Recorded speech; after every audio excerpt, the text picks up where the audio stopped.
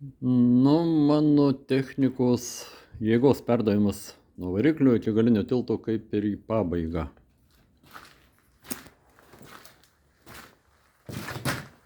Čia dantytas diržas, įguliavietę atskirą. Ten apačioj kardaniukas.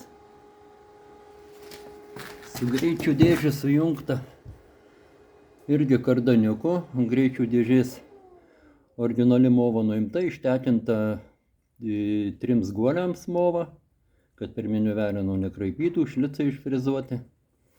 Ir prailgintojas nupjautas, sutrumpintas velenas, įdėtas dar vienas guolis ir riebokšlis. Irgi nufrizuoti šlicai, kad užsimautų kardaniukas. Ir čia sujungta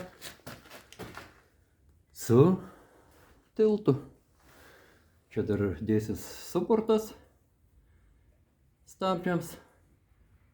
Tai va, dabar darysiu jau apdailą. Po biskį pradedu. Manau, rytoj apdailą ir pabaigsiu.